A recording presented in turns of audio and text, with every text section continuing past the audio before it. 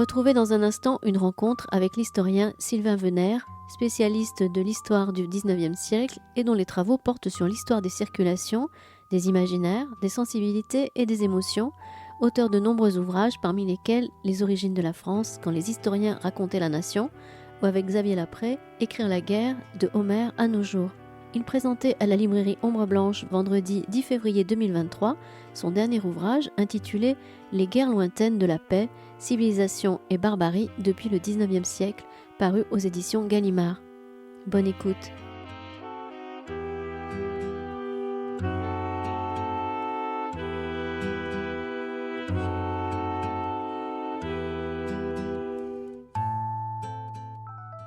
Bonsoir, et merci beaucoup d'être là.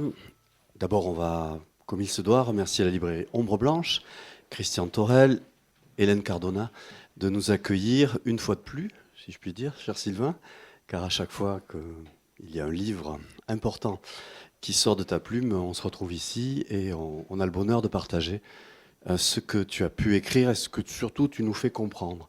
Ça, c'est d'autant plus important qu'en fait, tu es un habitué de Toulouse, un habitué d'Ombre Blanche, mais aussi du Festival Histoire à venir, dont tu fus un des pionniers il y a déjà un peu de temps. Alors Sylvain Venère, pour ceux qui ne connaissent pas ici, et donc qui ont de la chance, parce qu'ils vont pouvoir découvrir son travail, c'est un historien du lointain, depuis les origines, pour le dire comme ça. C'est-à-dire que c'est un familier du voyage, de la mémoire du voyage, la façon dont le voyage construit nos imaginaires et nos pratiques aussi.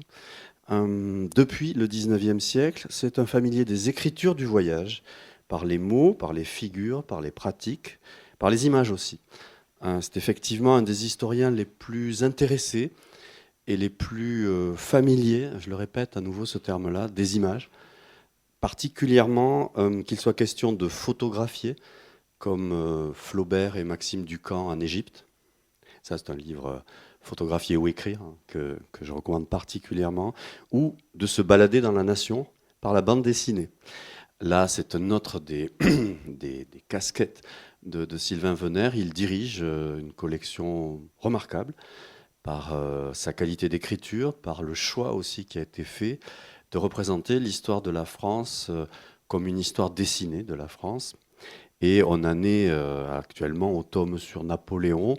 J'attends avec impatience celui sur la Révolution française, mais il viendra. Et surtout, il avait inauguré la collection avec la Ballade nationale, avec Étienne Davodo, livre qu'on lit et on relit, histoire de voyager, cette fois-ci dans un Renault Trafic, avec à l'arrière un maréchal Pétain en situation d'être placé dans son... pas le caveau, mais dans son... comment on dit déjà ? Cercueil. Voilà, le cercueil de Pétain se promenant. Familier du XIXe siècle jusqu'à nos jours, par les récits historiens des origines de la France, par la gloire de l'aventure comme une mystique moderne, on va y revenir, parce que ça croise l'histoire de la guerre, par les rêves qu'elle suscite, et là c'est la proximité sensible avec Hervé Mazurel, par l'ennui aussi, comme histoire d'un état d'âme. Bref, c'est un 19e et c'est un historien du 19e siècle dont on voit bien tous les liens avec ce qu'a pu introduire, annoncer et produire lui-même Alain Corbin dans ce travail sur le 19e siècle. Un 19e siècle qui a été puissamment et profondément renouvelé par toute ta génération et celle de ceux qui t'accompagnent. Et c'est le 19e siècle des sensibilités, mais aussi du très concret. Parce que... je nous promène dans un imaginaire, mais de façon très concrète et très récemment, avec son comparse Pierre Sangarvelou. Sylvain Venère a écrit un travail sur la mondialisation par les objets au XIXe siècle, et ça s'appelle Le Magasin du Monde. Et puis aussi, il a écrit plus récemment encore L'Épicerie du Monde, écrit, dirigé, avec toute une série de collaborateurs. L'Épicerie du Monde, la mondialisation par les produits alimentaires, du XVIIIe siècle à nos jours. Mais d'une certaine façon, et c'est pour ça qu'on est très heureux de le recevoir aujourd'hui, Sylvain Venère avait disparu. C'est un autre titre qui te concerne. Pourquoi ? Comme auteur en solo. Et on retrouve, avec la guerre, depuis la guerre au loin, l'ANAM en 1883, qui était en 2016, tu as beaucoup dirigé de travaux, mais au fond, le temps et le travail faisait qu'on attendait, et ce livre sur les guerres lointaines de la paix, et qui est un livre dont franchement, pour moi qui suis assez familier, là pour le coup je vais parler de moi très rapidement, de tes écrits et des écrits sur le 19e siècle, est un livre qui est un livre majeur. On va voir pourquoi et comment. Alors c'est toujours redoutable de commencer par dire ça.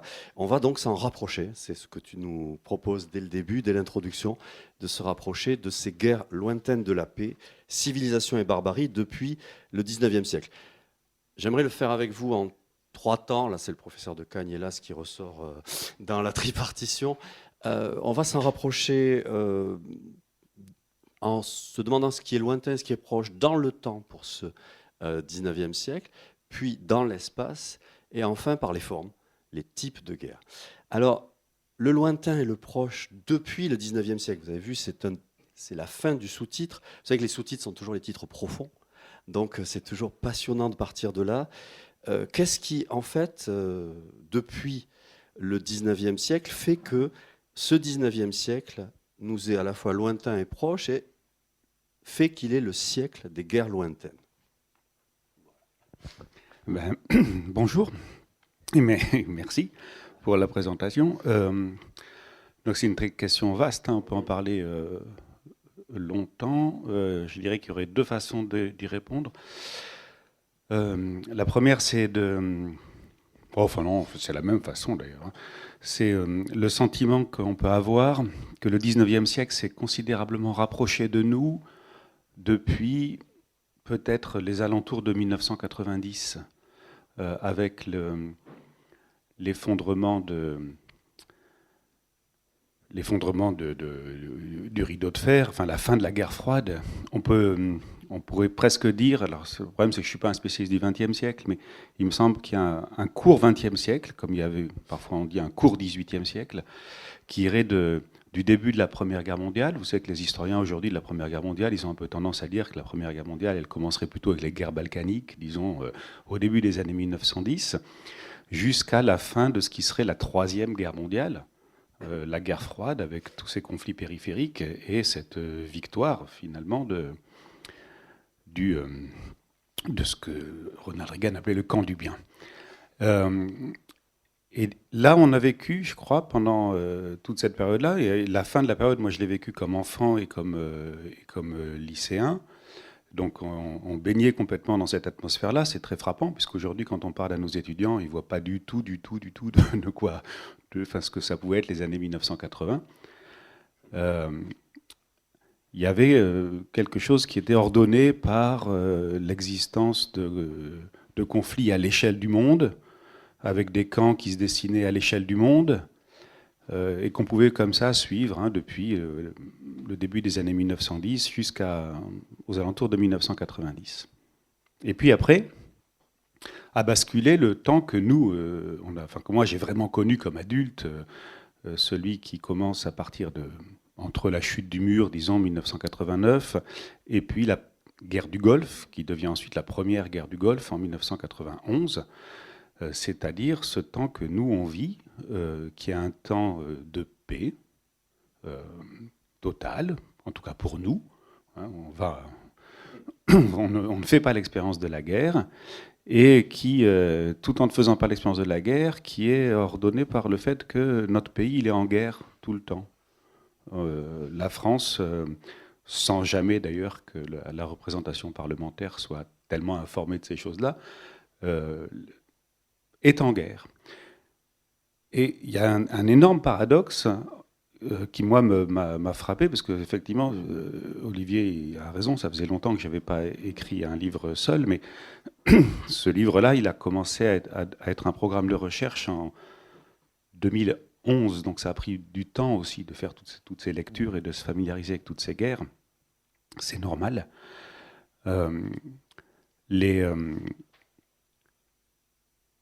Au fond, ces derniers temps, quand est-ce qu'on nous a parlé de guerre ? Il me semble qu'on nous en a parlé à 2 reprises.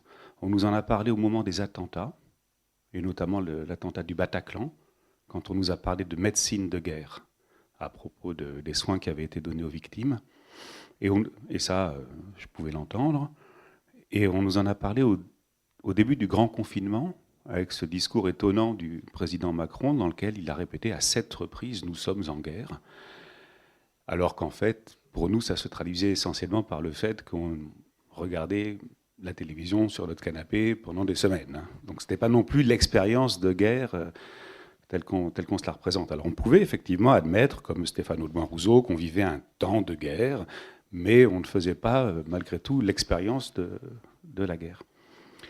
Et ce paradoxe d'une époque de paix, alors que le pays est en guerre au loin, et que le contraste que ça fait entre nos occupations pacifiques au quotidien et les images de guerre qui nous viennent, alors pour nous aujourd'hui essentiellement par la télévision ou par Internet, un peu par le cinéma ou par les jeux vidéo, ce contraste-là, ce qui m'a frappé quand j'ai commencé mon travail donc en 2011-2012,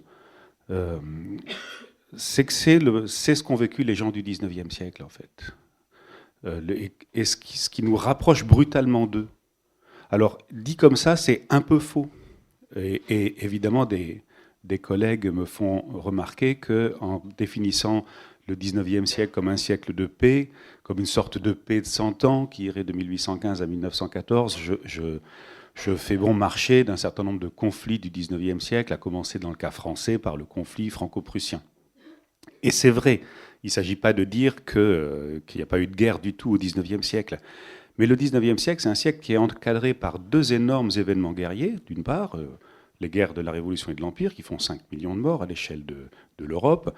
La Première Guerre mondiale, dont les historiens aujourd'hui ont tendance à réévaluer le bilan, c'est-à-dire qu'on est plus près de 13-14 millions de morts que des 10 millions qu'on avait auparavant. Enfin, de toute façon, il n'y a rien de commun entre ces 2 épisodes-là et ce qui se passe entre 1815 et 1914. D'autant que, si on réfléchit aux conflits meurtriers du XIXe siècle, et cette fois-ci à l'échelle du monde, il faut les chercher ailleurs qu'en Europe. C'est une question que je pose souvent aux étudiants, c'est quels sont les conflits les plus meurtriers du XIXe siècle. Alors, en général, ils trouvent assez vite la guerre de sécession américaine, avec ses 600 000 morts, disons, qui est un conflit majeur. Ils trouvent ensuite assez vite, mais ce conflit qui pose plein de problèmes, qui est la guerre de Crimée, pour lequel on a des chiffres très précis concernant les morts français, 95 000, concernant les morts anglais, 20 000, beaucoup moins précis concernant les morts russes, 200 000, 300 000, 400 000, mais qui pose la question de savoir si cette guerre est une guerre européenne ou pas. C'est une question éminemment d'actualité. En général, on ne trouve pas le premier conflit. Le conflit le plus meurtrier du 19e siècle, c'est la révolte des Taiping en Chine, c'est une guerre civile, et là le nombre de morts est de toute façon incalculable. On ne le sait pas. Les estimations les plus sérieuses que je suis allé prendre auprès des spécialistes de la question, qui eux-mêmes n'y connaissent pas grand-chose, parlent de 20 millions de morts. Donc on a ce siècle, malgré tout, qui ressemble au nôtre. Et qui ressemble aussi au nôtre parce qu'on oublie souvent que le 19e siècle, c'est le grand siècle des images.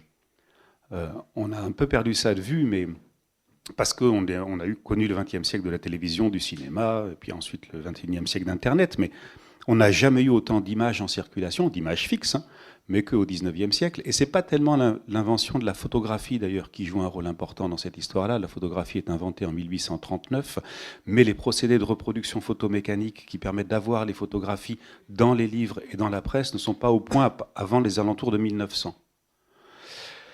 Mais la photographie, elle invente quelque chose, malgré tout. Elle invente la définition d'une représentation objective de la réalité, qu'on va retrouver à travers ce qui est la vraie révolution du XIXe siècle, qui est la gravure sur bois, la lithographie, et le fait qu'on va avoir, notamment à partir des années 1840, énormément de gravures sur bois qui vont être présentées comme ayant été faites d'après photographie. Donc ces gens-là, ils font, ces Européens du XIXe siècle, en grande partie, une expérience qui est la nôtre.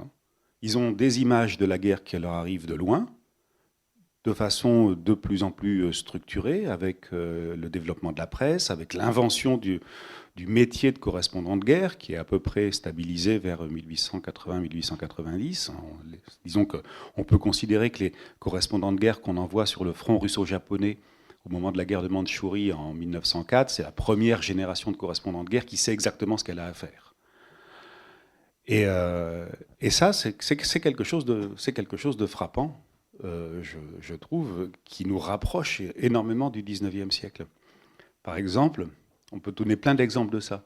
Et un exemple célèbre, c'est on dit souvent, j'ai encore lu ça il n'y a pas longtemps, qu'il y aurait un moment important dans le franchissement d'un certain seuil de représentation de la violence de guerre. Ce serait Apocalypse Now de Francis Ford Coppola en 1979, avec cette idée que là, on aurait franchi un seuil dans la représentation de la violence de guerre. Et c'est sûrement vrai, et c'est sûrement discutable, mais enfin, ce qui est intéressant, c'est qu'on dit ça à propos de ce conflit-là et de ce film-là, dont on sait aussi que ce film-là, Coppola est allé en chercher le modèle dans Cœur des ténèbres de Conrad, qui raconte une histoire publiée en 1899, à partir d'une expérience que lui-même fait en 1890, dans le contexte des guerres qui sont l'objet du livre. Et on a vraiment l'impression, par bien des aspects, que quand on nous parle de ce que nous, on vit aujourd'hui, ça remonte au XIXe siècle. Et c'est vrai aussi si on se pose la question éthique de se demander que faire. Qu'est-ce qu'on peut faire face à ces conflits qui sont toujours désignés comme des conflits lointains au motif qu'on n'en fait pas l'expérience sensible. Qu'est-ce qu'on peut faire? D'abord, pour commencer, où ça commence un conflit lointain. Et là, évidemment, on a eu ces dernières années, et surtout l'an dernier, un choc, parce que le 24 février 2022, est-ce que c'est vraiment le retour de la guerre en Europe? Dire ça, c'est quand même faire bon marché des années 1990 et de ce qui s'était passé en Yougoslavie, par exemple. D'autre part, qu'est-ce qui fait que ce conflit nous importe tant? Est-ce que c'est parce que vraiment la guerre est revenue en Europe, c'est-à-dire que ce serait un conflit proche? La Syrie, c'est moins loin que l'Ukraine, en termes de kilomètres. Donc évidemment, la définition de quelque chose qui est loin, ce n'est pas une définition uniquement géographique, ça engage d'autres choses. Et puis, ce qui est déjà le problème au XIXe siècle, et puis, qu'est-ce qu'on peut faire? Et là, nos modalités d'action, c'est parce que c'était surtout ça qui m'intéressait dans ce livre-là, elles s'inventent au XIXe siècle, c'est-à-dire le droit d'ingérence. C'est quelque chose qui se met en place progressivement au XIXe siècle, en tout cas qui est théorisé. Alors à l'époque, on ne parle pas de droit d'ingérence, on parle d'intervention d'humanité. Mais c'est quelque chose qui est théorisé dans la seconde moitié du XIXe siècle, disons. Et puis, comment ça fonctionne? Et ça fonctionne sur un principe qui s'invente au XIXe siècle, ce que vous savez, c'est que Benjamin Constant appelait la liberté des modernes par rapport à la liberté des anciens, ou ce qu'on a appelé aussi le système représentatif dans la première moitié du XIXe siècle. C'est-à-dire qu'en gros, le système représentatif, c'est celui qui nous conduit à déléguer auprès de nos représentants les responsabilités. Donc on vote, on élit nos représentants, on a des gouvernements représentatifs, et c'est à eux qu'incombe la charge de régler tous ces problèmes-là. Et au même moment où on invente ça, on invente évidemment le contre-pouvoir, c'est-à-dire la façon qu'on peut avoir de mobiliser ce qu'on se met à appeler une opinion publique, dans un sens différent du XVIIIe siècle, avec l'idée que l'opinion publique peut faire pression sur les gouvernements pour obtenir ensuite ce que nous on souhaite, c'est-à-dire la plupart du temps, c'est-à-dire soit l'arrêt d'un conflit injuste, soit au contraire le déploiement d'un corps expéditionnaire pour faire cesser une situation d'injustice. Et cette logique-là, elle passe par quelque chose qui, là aussi, s'invente au XIXe siècle, qui pose plein de problèmes et qui a été défini par la sociologie politique comme étant la scandalisation, le processus de scandalisation. Qu'est-ce qui fait qu'un phénomène va apparaître comme un scandale et qu'à partir du moment où ça apparaît comme un scandale, on peut mobiliser l'opinion publique de façon à faire pression sur les gouvernements, pour que les gouvernements, par le biais des armées, des forces armées, puissent intervenir, avec toutes les limites que pose évidemment cette modalité de l'action publique. Puisque beaucoup de gens vous diront que la scandalisation, c'est le degré zéro de la mobilisation politique, puisque ça ne se structure pas. Et donc le le projet du livre, c'était de partir de cette... encore une fois, ça m'a pris beaucoup de temps. Et je vois très bien les imperfections de la chose. Mais c'était de partir de cette équivalence qu'on pouvait poser entre le monde d'après les alentours de 1990 et le monde du 19e siècle. Et puis de se demander aussi si ça pouvait nous apprendre quelque chose sur ce processus de scandalisation, cette mobilisation de l'opinion publique. Et du coup, et ça c'est aussi une chose que je peux répondre aux gens qui disent « mais enfin tout de même, la guerre franco-prussienne », ça m'a invité à changer aussi au départ l'époque que j'ai vraiment étudiée. C'est-à-dire au départ, j'étais vraiment parti sur cette idée un peu simpliste que de 1815 à 1914, on avait plutôt un siècle de paix. Mais si on se pose la question comme je viens de la poser, en fait, les bornes se réaménagent. Moi, je suis allé chercher dans le temps, de plus en plus loin dans le temps, le moment où, à mon avis, se mettaient en place les structures qui commandent notre appréhension des guerres lointaines. Et en fait, on est obligé de remonter jusqu'à la fin du XVIIIe siècle. Par exemple, moi, j'étais intimement convaincu qu'en regardant la façon dont ça se passait à l'époque, les débats de l'époque, je finirais par arriver comme ça progressivement à la guerre d'indépendance des États-Unis d'Amérique. En me disant, ben oui, bien sûr, en fait, à l'époque, il y avait déjà des volontaires, Lafayette, on avait de la guerre d'indépendance, de celle de 1776-1783. En fait, ils n'en parlent quasiment pas. Par contre, ils parlent énormément, et ça, on le voit revenir tout le temps, de ce qui est le premier chapitre du livre, parce que je pense que c'est la matrice, mais c'est pas moi qui ai décidé que c'était la matrice, c'est en regardant les débats de l'époque. La matrice, c'est le combat anti-esclavagiste, c'est-à-dire le combat contre la traite dans un premier temps, puis contre l'esclavage dans les colonies dans un deuxième temps, parce que c'est dans le cadre de ce combat, qu'on peut appeler, disons, le combat abolitionniste, que s'inventent des modes d'action, un discours qui constitue l'opinion publique comme acteur. Alors on peut toujours dire que ça ne marche pas, mais n'empêche que dans le discours, c'est extrêmement important. Et puis, malgré tout, s'inventent des modes d'action. C'est quand même très frappant de se dire, par exemple, après je te rends la parole, mais c'est toi de parler. C'est vraiment très frappant de voir que dès les années 1790, fin des années 80, début des années 1790, s'invente un mode d'action qu'à l'époque on n'appelle pas comme ça, mais qu'aujourd'hui on appellerait le boycott, qui consiste à dire arrêtez de manger du sucre, arrêtez de boire du rhum, parce que quand vous mangez du sucre, quand vous buvez du rhum, en fait c'est le sang des esclaves que vous faites couler.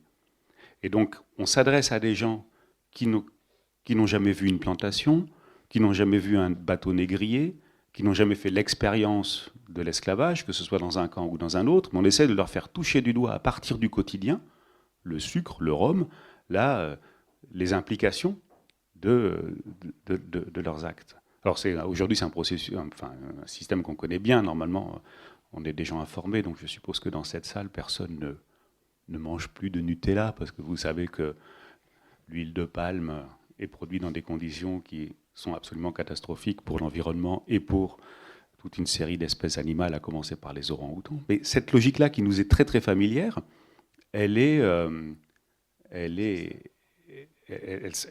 apparaît au tournant des 18e et 19e siècles, et ensuite elle va commander toute l'histoire des guerres.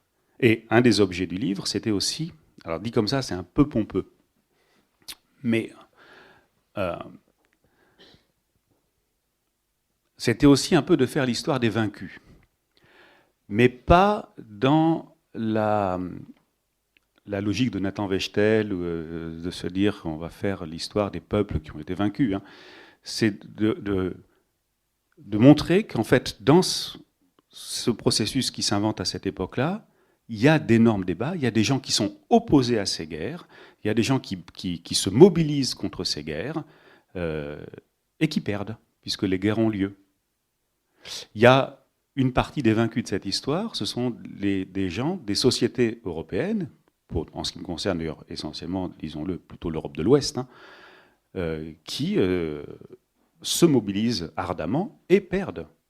On n'oubliera pas que la première guerre de l'opium, par exemple, entre la Grande-Bretagne et la Chine, Elle est votée à la Chambre des communes, je crois, à 4 voix de majorité, après un intense débat où une grande partie de l'opinion publique, entre guillemets, britannique, s'est opposée à cette guerre, s'est opposée en disant qu'il était tout à fait inadmissible pour le gouvernement de Sa Majesté d'aller faire la guerre à la Chine au motif de vendre de l'opium indien aux Chinois.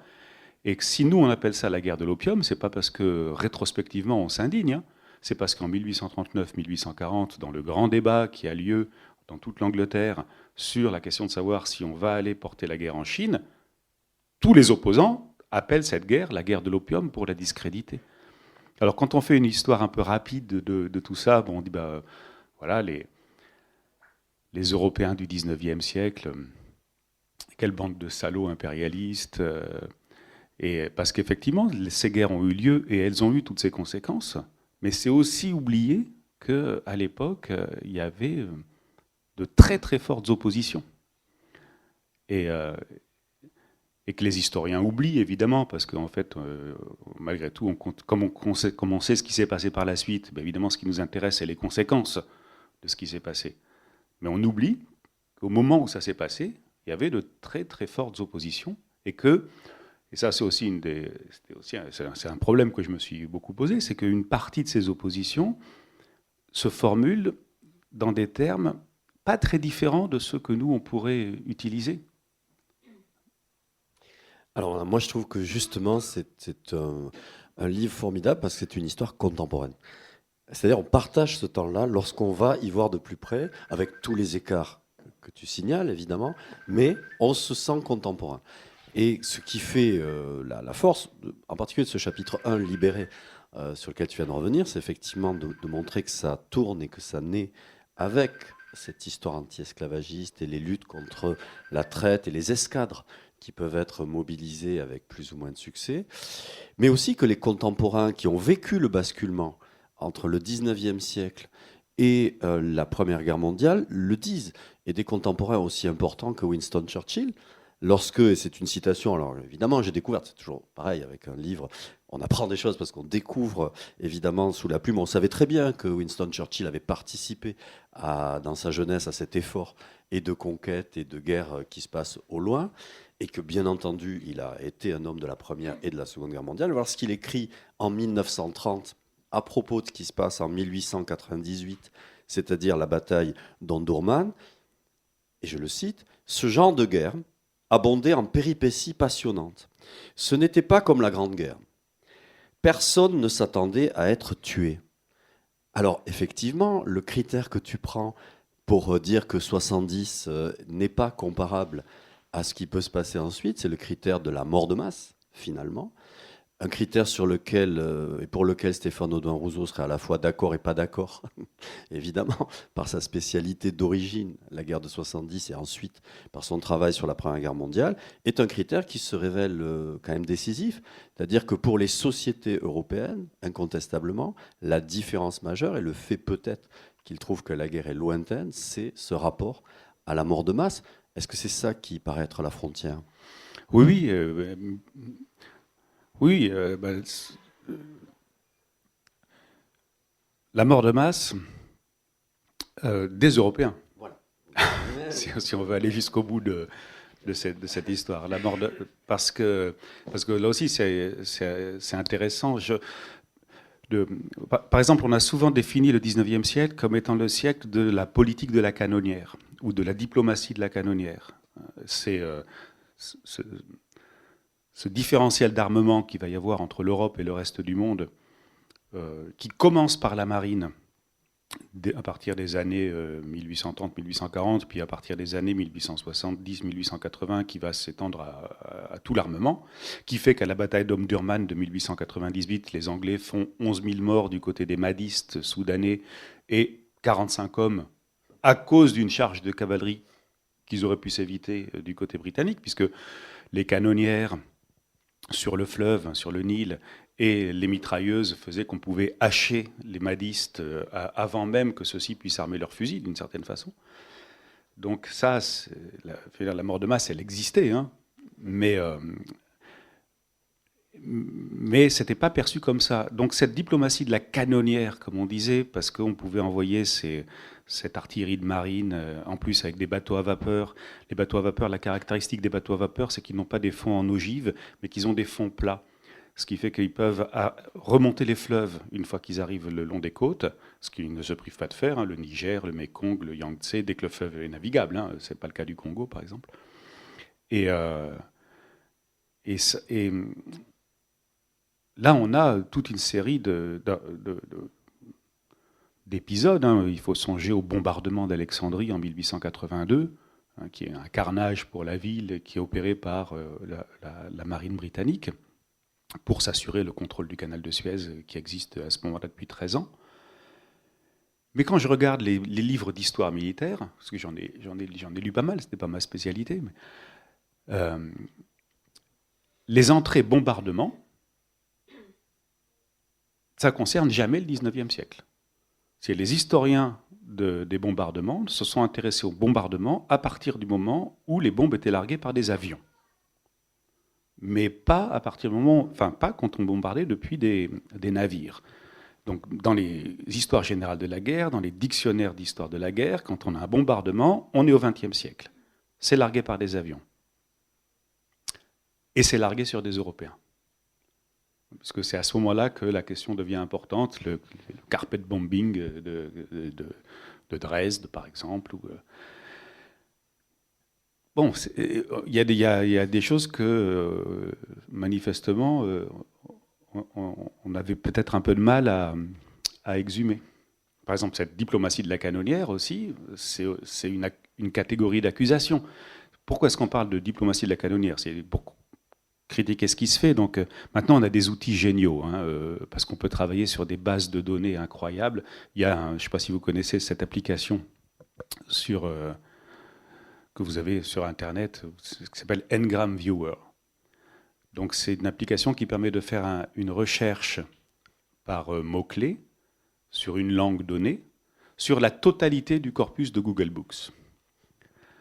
Alors, avec tous les problèmes que ça pose, parce que le corpus de Google Books n'est pas scientifique, tout ce qu'on veut, mais n'empêche que c'est quand même beaucoup de livres, et au bout d'un moment, enfin, ça crée masse, quoi, on voit. Donc on voit très bien, par exemple, quand apparaît la catégorie de l'expression de diplomatie de la canonnière ou de politique de la canonnière. C'est pas au XIXe siècle, hein, ça apparaît en 1902, un peu avant en anglais, sous le terme de gunboat policy à partir de la fin des années 1880. Mais en français, c'est 1902, et de quoi on parle? On parle d'un bombardement d'une escadre composée de navires anglais, italiens et allemands qui bombardent les ports du Venezuela, de Maracaibo et de Puerto Cabello, parce que le gouvernement de Caracas, à ce moment-là, doit de l'argent et refuse de payer. Les pays européens, les 3 pays européens s'associent pour aller bombarder les ports de Caracas pour forcer le Venezuela à payer, ce qui est tout à fait normal. Enfin, je veux dire, on a fait ça, les Européens ont fait ça tout au long du XIXe siècle. C'est le début de la guerre, de la campagne du Mexique, c'est le principe du bombardement d'Alexandrie, c'est le principe même du bombardement de Canton. Donc, on veut forcer un État mauvais payeur à payer, on lui tire dessus. Mais si on se met à appeler ça la diplomatie de la canonnière en 1902, c'est parce qu'on est entre les 2 conférences de La Haye de 1899 et de 1906. On est au moment où se mettent en place ce qu'on va appeler les procédures d'arbitrage. Il n'y a pas encore de la Société des Nations, encore moins l'ONU, mais c'est ça qui est en jeu à ce moment-là. Et on désigne la politique de la canonnière comme l'exemple même de ce qu'il ne faut pas faire. Comme quelque chose, une barbarie invraisemblable à l'âge des procédures d'arbitrage et de dialogue. Donc, vous voyez, c'est aussi intéressant de remettre ça dans son époque exacte, parce que ce pauvre 19e siècle, et je pense que c'est en train de changer, hein, mais ce pauvre 19e siècle, en gros, surtout dès lors qu'on considère ces guerres lointaines, qui sont pour une part des guerres coloniales, hein, on va y venir, mais on a un peu tendance à le voir comme justement le grand siècle de la conquête du monde par des Européens impérialistes et racistes, ce qu'ils étaient évidemment pour une part également, en oubliant le détail de la façon dont ça s'est fait, et qu'une partie des outils qui nous permettent aujourd'hui de les dénoncer, ben, ce sont eux qui les ont forgés. Parce que les gens n'étaient pas d'accord. Nous, on le sait qu'on n'est pas d'accord, nous. On le voit bien, demain il y a des gens qui iront manifester, des gens qui n'iront pas manifester, des gens qui vont trouver que c'est absolument stupide d'aller manifester. Enfin, on sait bien qu'on n'est pas d'accord. Mais dès qu'on se projette sur le passé, et plus le passé est lointain, on va au contraire penser que les gens seraient d'accord au motif, et ça c'est une notion qui nous a fait beaucoup de mal, je pense, aux historiens, au motif qu'il y aurait un esprit du temps. Un Zeitgeist, comme disait Hegel. Et l'esprit du temps, ça existe pour une part. C'est vrai qu'à un moment, il y a des choses chaque époque a les contours de ce qu'elle peut penser, et elle a du mal à aller au-delà de ça, et les contours du pensable, ils changent selon les époques. Mais à l'intérieur de ce qu'il est possible de penser, les gens ne sont pas d'accord. Et restituer les combats, les luttes, les désaccords, je crois que c'est quelque chose que les historiens doivent faire, y compris quand ils ne font pas nécessairement l'histoire des luttes. Oui, alors ce qui est formidable dans cette pratique de la restitution, parce que je trouve ça c'est très très important effectivement, c'est que du coup on se remet à lire, grâce à toi, ou parfois on l'a oublié, des Gladstone, on se remet à lire des Victor Hugo aussi, par rapport au pillage en 1860 du Palais d'été. Et donc, effectivement, il y a des gens non seulement qui pensent contre, mais il y a aussi l'introduction de techniques démocratiques de contre-pouvoir et de s'opposer. Alors, sur le temps long, évidemment, ils perdent la plupart du temps, mais ce qu'ils construisent va ressurgir, va être réutilisé, réemployé. Et puis, il y a comme ça des transferts culturels et des identifications au lointain. Alors, je voulais signaler, c'est extérieur à ton livre, qu'une des preuves de ton 19e siècle restitué se trouve y compris chez Georges Brassens, lorsqu'il parle des guerres et de la succession des guerres. Il écrit à la fin de la guerre d'Algérie, c'est en 1962, cette chanson que vous connaissez tous, qui s'appelle La guerre de 14-18, et il évoque bien la guerre de 70, en écrivant, c'est-à-dire que je méprise les nobles guerres de jadis, que je me soucie comme d'une cerise de celle de 70, mais il ajoute, au contraire, je la révère et leur donne un satisfecit, mais mon colon, celle que je préfère, pour tout ce que tu viens de dire, c'est la guerre de 14-18.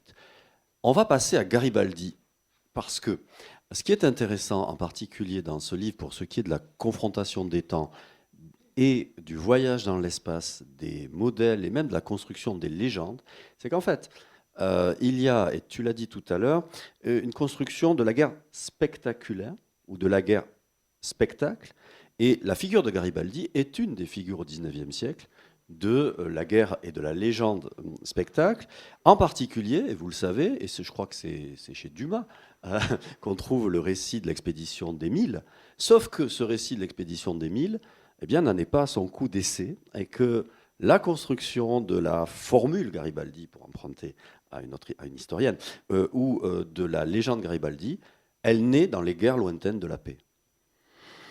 Oui, alors là aussi c'est pareil, moi je n'avais pas décidé de travailler sur Garibaldi, c'est juste que quand je réfléchis à ces processus de mobilisation de l'opinion et que j'essaie de voir quels sont les modèles qui s'imposent, assez vite on tombe sur les philhellènes, parce que c'est très important le combat philhellène, parce que là justement les philhellènes mettent en place des techniques de mobilisation de l'opinion, de sensibilisation de l'opinion qu'ils empruntent eux-mêmes au combat anti-esclavagiste.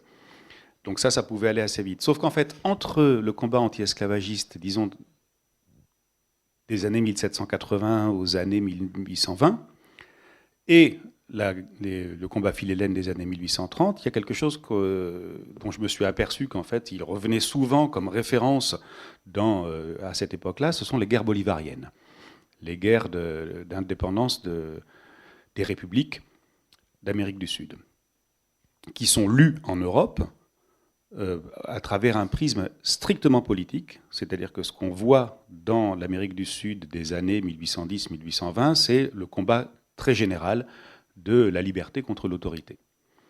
Et c'est d'autant plus vrai que cet empire espagnol, qu'on n'appelle pas comme ça d'ailleurs à l'époque, mais qui s'effondre dans les années 1820, il laisse la place à des républiques. Et que le continent américain, quasiment tout entier, c'est un continent républicain à partir des indépendances. La dernière indépendance, c'est celle de la Bolivie en 1825. Sauf le Brésil, qui est un empire à partir de 1822. Et Garibaldi joue un rôle dans cette histoire-là, puisque au début des années 1830, il est condamné par contumace pour les insurrections du Piémont de 1834, 1833, 1834. Il part à ce moment-là en Amérique du Sud.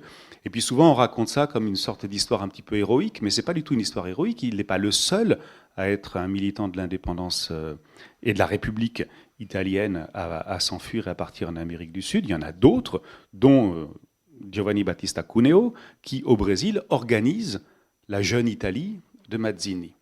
Et quand Garibaldi arrive là-bas, auréolé de son prestige de combattant et de marin, la première chose qu'il fait, c'est qu'il arme un bateau en guerre, bateau qu'il appelle le Mazzini, ce qui est une autre façon de nommer la République à l'époque, et il se met au service de toutes les insurrections républicaines contre l'Empire du Brésil. Donc la première de ces insurrections, c'est celle du Rio Grande do Sul, qui est cette république autour de Porto Alegre, qui fait sécession de l'Empire du Brésil et dont Garibaldi va devenir un des combattants. Et puis ensuite, ça devient la guerre civile qui a lieu dans l'Uruguay, tout récemment indépendant, entre ceux qu'on appelle à l'époque les rouges, disons les républicains, et ceux qu'on appelle à l'époque les blancs, qui sont des conservateurs soutenus par l'Argentine. Il y a un siège, le siège de la ville de Montevideo va durer pendant 7 ans. Garibaldi participe à ce siège, alors il n'est pas le seul, il y a des Basques là-bas, il y a la mère de Lautréamont qui est enceinte de Lautréamont dans Montevideo. Mais c'est dans ce cadre-là que Garibaldi commence sa carrière de militant républicain et d'activiste combattant. Avec des actions qui parfois peuvent être des actions qu'on peut juger magnifiques, comme la bataille de Sant'Andrea del Salto en 1846 à la frontière de Montevideo contre l'armée argentine, mais qui n'ont pas une énorme influence sur les événements d'Amérique du Sud. Par contre, Mazzini, qui lui est resté en Europe, suit ça de très très près, grâce notamment à des gens comme Giovanni Battista Cuneo, et assure la publicité de Garibaldi, avec cette idée dès le début des années 1840, que Garibaldi, le jour où l'insurrection se déclenchera en Italie, c'est lui qu'il faudra faire venir. Et pour ça, on a besoin de le constituer comme une figure de combattant de la liberté. Et ça, c'est toute l'opération de propagande de Mazzini des années 1840. Ça marche tellement bien qu'en juin 1848, quand éclatent les révolutions, ce qu'on appelle aujourd'hui le printemps des peuples en Europe, avant juin 48, mais en juin 48, Garibaldi revient d'Amérique du Sud, dans sa ville natale, à Nice, pour se mettre au service de l'unité italienne et pour combattre pour l'unité italienne. À ce moment-là, son type est parfaitement fixé. On a déjà les chemises rouges, la barbe, le poncho, sa femme, qui joue un rôle très important dans la légende de Garibaldi, Anita. Et quand il débarque à Nice, il y a le Illustrated London News, le grand journal de Londres, qui a fait venir ses reporters à Nice pour faire un reportage sur Garibaldi, pour croquer le héros pittoresque au milieu de ses volontaires, qui va mettre au service de la République italienne à venir son expérience de combattant des guerres lointaines. Et là, effectivement, il se joue quelque chose, puisque au moment de l'expédition d'Émile, quand Alexandre Dumas est l'historiographe officiel de l'expédition d'Émile, et que cette expédition d'Émile, qui est une expédition dans laquelle il y a très peu de combats, en fait, en Italie, pour le coup, c'est pas vraiment une guerre.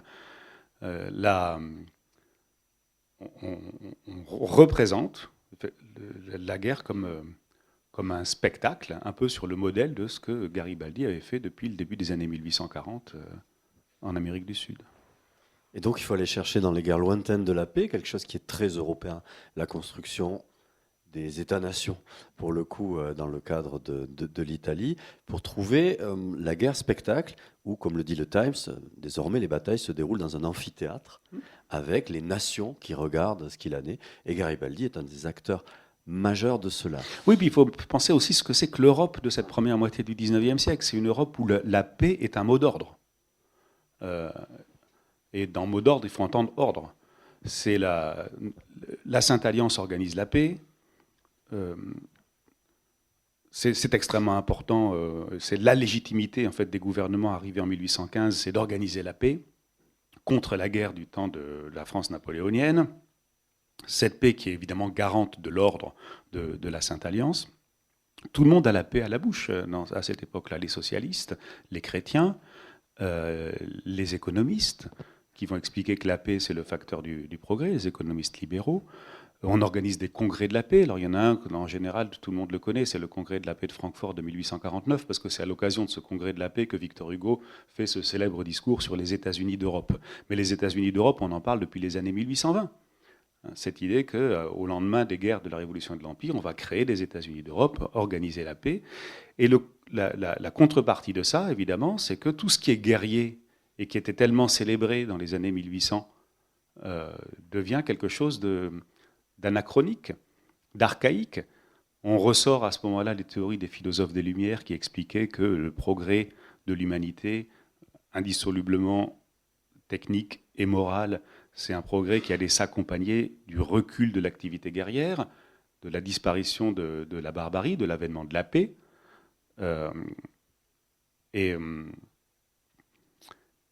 Dans ce cadre-là, tout ce qui est militaire devient symbole, en Europe, devient plutôt symbole d'ennui, dans le meilleur des cas, ou d'archaïsme, dans le pire. Et de cela, on a plein de témoignages. Il faut penser au Vigny de servitude des grandeurs militaires en 1835, par exemple, qui dit justement du soldat que le soldat, c'est ce gladiateur qui n'a même plus les applaudissements du cirque, puisque ça n'intéresse plus le public, censément. Et alors, ce qui est formidable, c'est le glissement vers cette fois-ci, l'approche par l'espace, c'est que ça va déterminer justement une identification des espaces et avec des endroits où, et c'est peut-être variable dans le siècle, où passe la frontière sauvage entre ce qui serait une Europe définie par la paix et où le terme de civilisation, et puis et donc un Occident, une Europe ou un Occident, et puis le reste d'un monde qui serait celui de la barbarie, un Orient peut-être, et ce que tu écris, alors là, moi, pour le coup, on connaît l'histoire Philhellène, on pensait connaître, et puis tu écris la guerre d'indépendance grecque a représenté dans cette histoire un moment décisif, et tu parles de la Grèce comme la frontière sauvage de l'Europe, c'est-à-dire l'endroit où, finalement, d'un côté, il y aurait cette Europe dont tu viens de brosser le portrait, de la civilisation, d'une guerre et de gladiateurs qui auraient perdu de leur aura et de leur puissance d'incarnation collective, et puis, de l'autre côté, ces guerres qu'il faut faire, peut-être, mais en tout cas, qui sont les guerres définissant une barbarie, celle d'un Orient ou d'Orient ou du reste du monde. Oui, alors la guerre d'indépendance grecque des années 1820, elle est vraiment importante. On pourrait en parler pendant 2 heures, donc on ne va pas le faire. Non. Mais elle est vraiment majeure. Il faut juste en 2 mots, c'est un conflit extrêmement consensuel, puisque, en gros, si dans les années 1820, si vous êtes de gauche, vous défendez les Grecs, parce qu'ils défendent leur liberté contre les Turcs qui incarnent le despotisme. Et si vous êtes de droite, vous défendez les Grecs parce qu'ils incarnent la défense du christianisme contre les Turcs qui incarnent l'islam. Donc c'est un conflit très consensuel, en tout cas susceptible de mobiliser l'opinion publique. Mais, donc je raconte cette histoire-là, évidemment, mais là où ça devient vraiment intéressant, c'est que, là où elle est majeure, cette guerre, en gros, pourquoi est-ce que les Philhellènes existent? C'est parce que les gouvernements ne veulent pas intervenir. Les gouvernements continentaux refusent l'indépendance des Grecs parce que ce serait ouvrir la boîte de Pandore. Pourquoi, si on donne l'indépendance aux Grecs contre l'Empire ottoman, il faudrait peut-être donner l'indépendance aux Tchèques et aux Hongrois dans l'Empire autrichien, par exemple. Donc, évidemment, on ne veut pas. Et les Anglais, l'Angleterre, qui pourrait avoir un regard un petit peu différent, ne veut pas non plus qu'on touche à l'Empire ottoman, parce que c'est la route des Indes, et qu'il faut la sécuriser. Et que commencer à introduire là-dedans des indépendances, ça risquerait de nuire à la sécurité de la Méditerranée orientale, et donc à la route des Indes. Donc on ne fait rien. On ne fait rien comme on sait le faire dans ce cas-là, c'est-à-dire qu'on organise des conférences d'ambassadeurs, on organise des réunions de ministres des Affaires étrangères, mais il ne se passe rien. 1820, 1821, 1822, 1823, il ne se passe rien. En 1826, la ville de Missolonghi tombe après 4 sièges successifs. Lord Byron, qui s'est engagé du côté des Philhellènes, est mort à la veille du deuxième siège de Missolonghi en 1824. Les Philhellènes font beaucoup de bruit. Il y a des gens qui vont combattre là-bas. Ils ne sont pas très nombreux, mais ils sont moins nombreux que les Bolivariens. Ils sont 1200, mais enfin, on en parle énormément. On récupère de l'argent, on récupère des armes.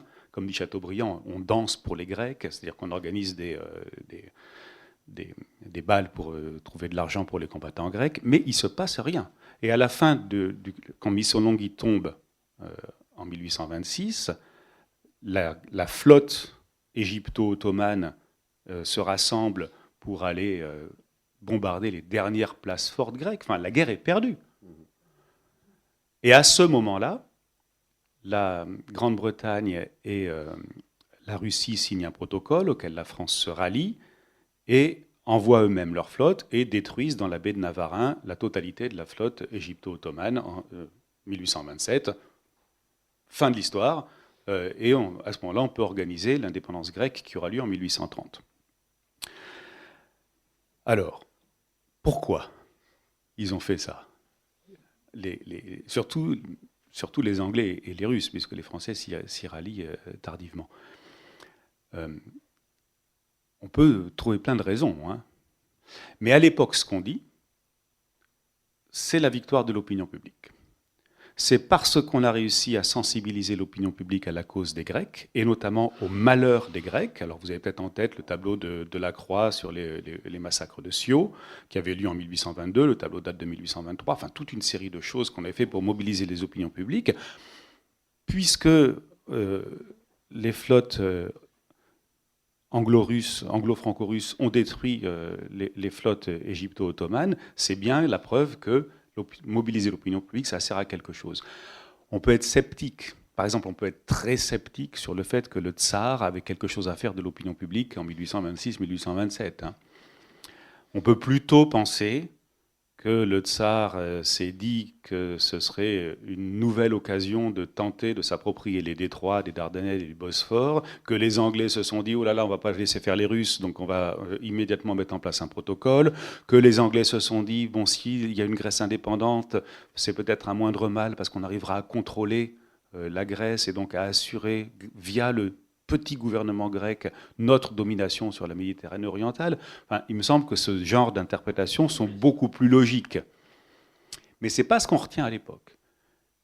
Et ce qu'on retient à l'époque, c'est cette idée que la bataille de Navarin, c'est la première grande bataille qui a eu pour cause la mobilisation de l'opinion publique.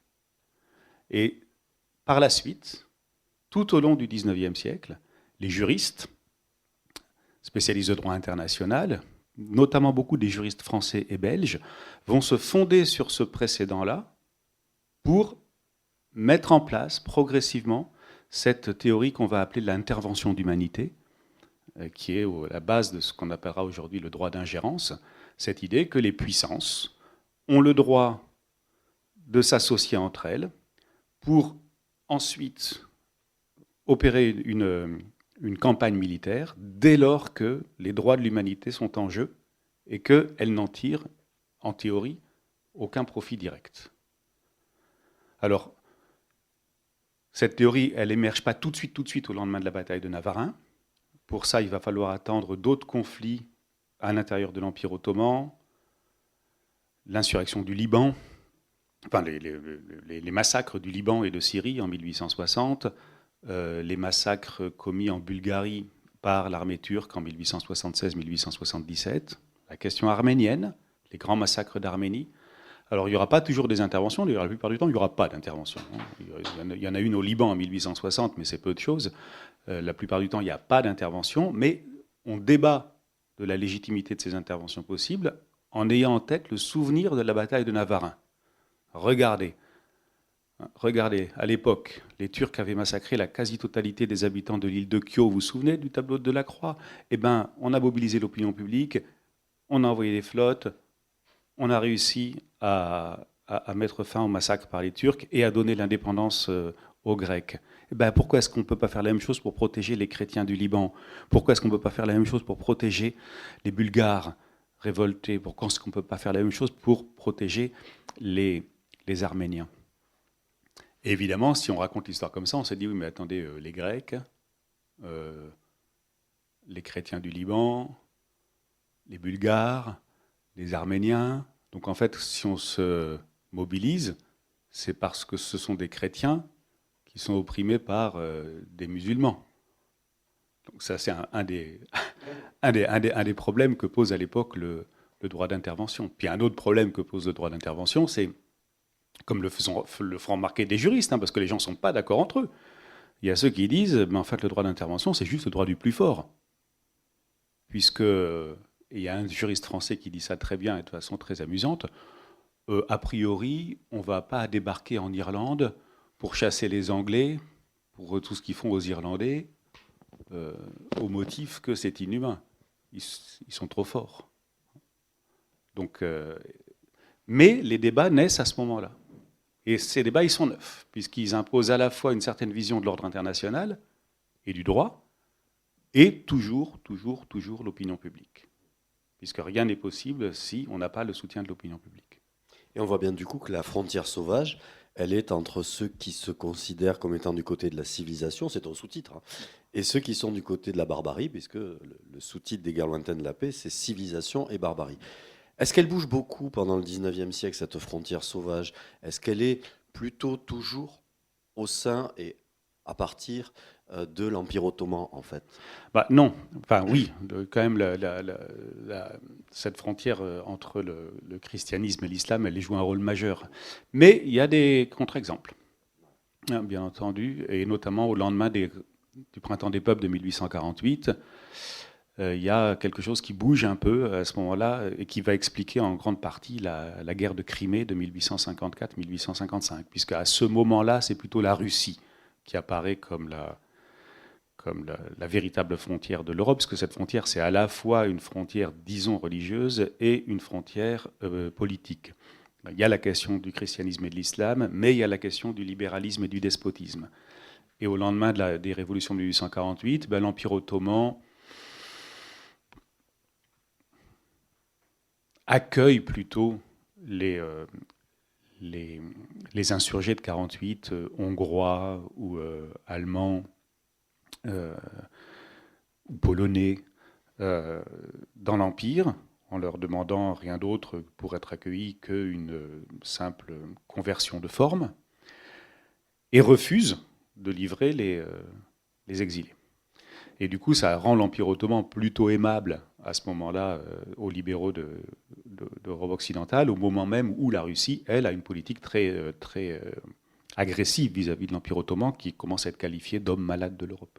Oui, donc ça montre bien que la civilisation, c'est des cultures qui peuvent être à base religieuse, mais c'est aussi des cultures politiques, et que cette frontière sauvage qui passe par l'Empire russe ou par la Russie, elle peut rejouer, jusqu'à nos jours c'est peut-être autre chose, mais elle rejoue incontestablement dans l'identification, pour parler comme Tsedvan Todorov, du nous et du eux, qui fonctionne spatialisé au XIXe siècle. C'est-à-dire que ce que les gens du XIXe siècle appelaient la civilisation, c'est un mot récent, c'est un mot qui apparaît dans la seconde moitié du XVIIIe siècle. On pense que ça a toujours existé, puisque les civilisations auraient toujours existé. Mais pour les désigner comme telles, on a un mot nouveau qui correspond à une idéologie nouvelle qui date de la seconde moitié du XVIIIe siècle et qui repose sur cette idée qui, malheureusement, je crois, est encore partagée par un certain nombre de nos contemporains, qui est qu'il n'y aurait qu'un seul progrès possible.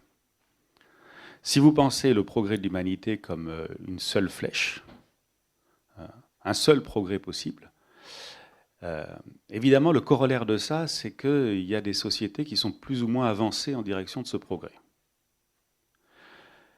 Et donc, ça justifie de façon raisonnable, d'ailleurs, que vous soyez en mesure d'apporter la civilisation à ceux qui ne l'ont pas encore.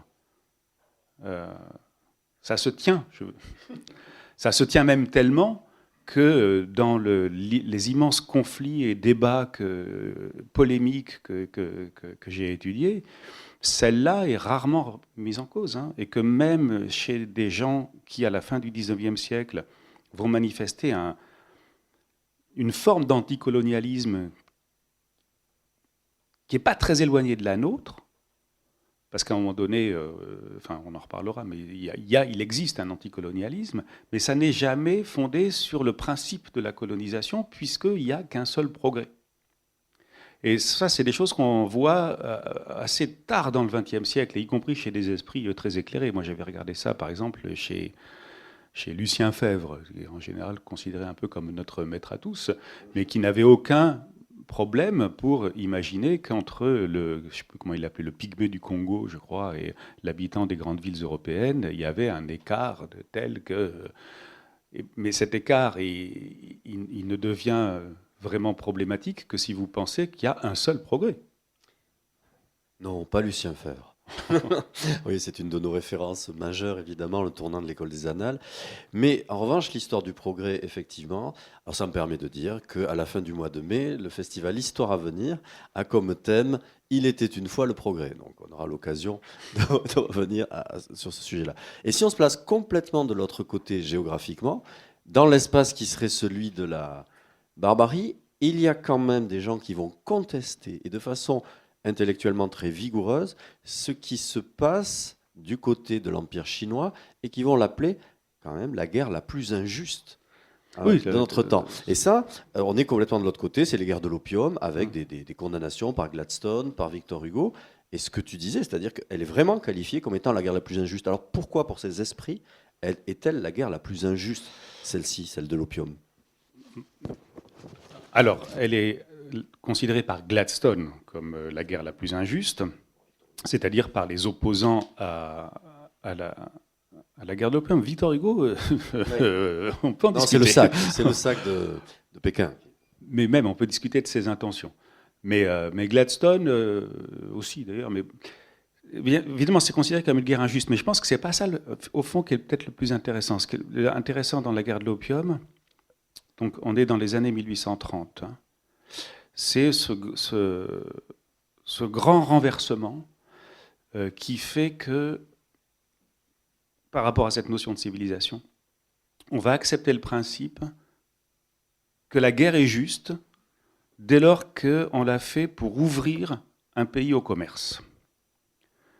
La justification de la guerre de l'opium, noble de la guerre de l'opium, c'est de dire la Chine, elle est complètement refermée sur elle-même, on va envoyer quelques canonnières, et puis on va ouvrir les ports, et de cette façon-là, la Chine sera obligée de commercer, et dans la logique issue des Lumières, le commerce, il prépare la paix. Une fois que les gens commercent entre eux, le doux commerce, une fois que les gens commercent entre eux, ils apprennent à se connaître, ils parlent les langues, les barrières s'effondrent, et par le commerce, on aboutira à une paix générale. Cette idée-là, elle avait été souvent émise au XVIIIe siècle. Mais dans les années 1830, ce qui change, c'est qu'on admet que pour faire advenir cette ère idéale de commerce et de paix, on a le droit de commencer par du bombardement et de la guerre. Et la première fois que ça arrive, c'était un conflit, moi, que je ne connaissais pas en 2011 quand j'ai commencé à travailler, maintenant je le connais bien, c'est le conflit franco-mexicain qu'on a un peu oublié en 1838, ce que les Mexicains appellent la guerra de los pasteles, la guerre des petits gâteaux, qui est vraiment une guerre exemplaire de ce point de vue-là. Le Mexique est indépendant depuis le début des années 1820. En 1830, la monarchie de Juillet s'installe en France, donc ça autorise à reconnaître l'indépendance du Mexique, ce que les rois de la Restauration ne voulaient pas faire. Donc on reconnaît l'indépendance de la République du Mexique. Et là, la diplomatie française commet une énorme maladresse, c'est qu'on reconnaît le Mexique sans contrepartie. C'est-à-dire qu'on ne pense pas à conditionner la reconnaissance de la République du Mexique à un traité de commerce.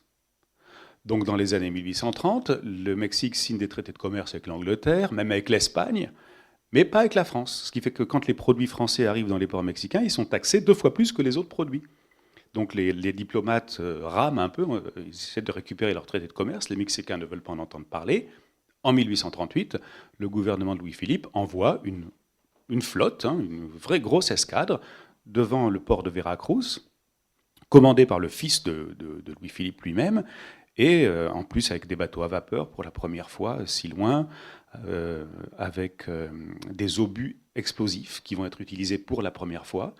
Et donc la flotte française réussit à bombarder le fort San Juan de Ulúa qui commande l'entrée de Veracruz, et le corps expéditionnaire débarque, le Mexique est vaincu très rapidement. Et la France obtient son traité de commerce. avec cette célèbre clause de la nation la plus favorisée qui fait que nos produits sont moins taxés. Sachant qu'à l'époque, le Mexique, c'est le 4e partenaire commercial de la France. Et comme il achète beaucoup à la France et que la France lui vend très peu, c'est une super bonne affaire commerciale. Voilà, et ça c'est la première de ces guerres. Alors ça ne fait pas beaucoup de morts, hein, mais c'est la première de ces guerres.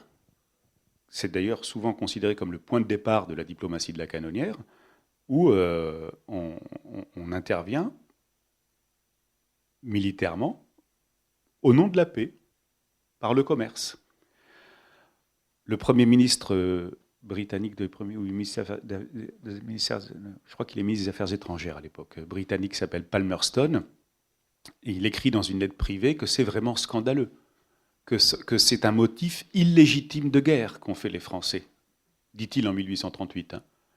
Et en 1839, il organise la guerre de l'opium contre la Chine, exactement pour la même raison, et avec des motifs beaucoup plus ambigus, parce que la balance commerciale entre la Chine et l'Angleterre, par contre, elle est très déficitaire. Les Anglais boivent du thé chinois, mais dans des porcelaines chinoises, et sur des soieries chinoises, alors que les Chinois n'achètent rien aux Anglais. Donc, ce que va faire Palmerston, c'est organiser la guerre de l'opium, ça va organiser cette campagne de Chine, plus exactement, pour vendre l'opium que la East India Company produit dans la vallée du Gange, en Inde. C'est-à-dire que, par rapport à ce qu'ont fait les Français en 1838, c'est bien pire, d'une certaine façon. Mais ça y est, le mouvement est enclenché, on a le droit, s'il est légitime, de bombarder un port d'un pays lointain, dès lors qu'il s'agit de l'ouvrir au commerce, parce que, évidemment, au début, c'est un petit peu compliqué, mais après, ça garantira la paix et le progrès. Alors, cette idée que la mondialisation du commerce va permettre la paix, on ne peut pas dire qu'elle nous échappe complètement, de façon plus récente. En faisant la guerre, ça c'est quand même un peu plus spectaculaire. Et je voudrais, pour vous laisser le temps quand même de poser des questions à Sylvain Venère, finir. Alors bon, il y a au-delà du travail sur le temps et de la lecture par l'espace de ces guerres lointaines de la paix, il y a aussi tout un portrait des formes et des typologies de guerre qui s'inventent à cette époque-là. On vient de parler de tout ce qui concerne ce livre est construit autour de verbes d'action. Libérer, et libérer mis en lien avec forcer au commerce, parce qu'après tout, il s'agissait d'ouvrir les espaces de commerce tels que c'était justifié. Donc il y a la libération des guerres d'indépendance, ou plutôt des indépendances obtenues par la guerre, la libération des espaces commerciaux dont on voit qu'elle est motrice de la politique de la canonnière. Il y a aussi, bien entendu, dans toutes ces guerres de libération, tout ce qui concerne l'anti-esclavagisme, avec des déploiements d'escadres, à la fois en Afrique de l'Ouest, mais aussi dans l'océan Indien. Et j'ai donc appris qu'en 1885, il y avait une escadre française luttant contre la traite et contre l'esclavage de 28 navires. Ce n'est pas une petite escadre, donc il y a une action internationale très forte, corrélée bien entendu au déploiement impérialiste et colonial, mais pas que, avec des objectifs conjoints, parfois cohérents, peut-être parfois moins. Et bien entendu, il y a aussi, dans ce forcer au commerce et au-delà, il y a l'idée, on vient de le voir, de conquérir et de pacifier à la fois. Là, ce sont, comme il y a libérer et contraindre à ouvrir, il y a conquérir et pacifier. Et si on doit finir par ce caractère impérialiste, il y a aussi mondialisé. Alors là, c'est tout le dernier moment du livre, avec Fachoda, le péril jaune, des choses formidables. Mais sur conquérir et pacifier, puisque je t'ai beaucoup fait parler à propos des acteurs de ça, au fond, comment fonctionne ensemble le couple Bugeaud versus Brazza?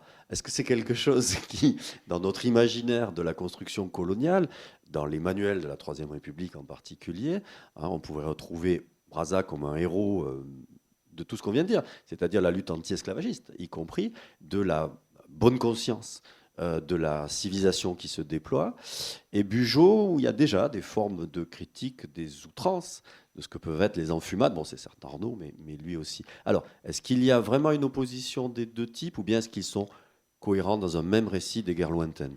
Alors, il y a deux choses. Il y a une évolution, d'abord. Alors, celle-là, elle est bien connue, c'est-à-dire la façon dont le discours anti-esclavagiste va être capté par le discours colonialiste. En gros, ce qu'incarne très très bien le roi des Belges, Léopold II, c'est-à-dire cette idée que la conquête des territoires en Afrique, et notamment en Afrique subsaharienne, est justifiée par le fait qu'on va aller lutter en Afrique, les Européens vont aller lutter en Afrique contre les pratiques barbares qui demeurent encore, à commencer par l'esclavage intra-africain. Donc, et c'est pas un hasard si la flotte française de l'océan Indien a son maximum de navires en 1885, parce qu'en 1885, c'est le moment où, à la conférence de Berlin, on organise les modalités du partage de l'Afrique. Donc d'avoir une flotte si importante que ça sur les côtes de l'Afrique, évidemment, ça aide à s'approprier les territoires. Donc cette histoire-là, elle est plutôt connue.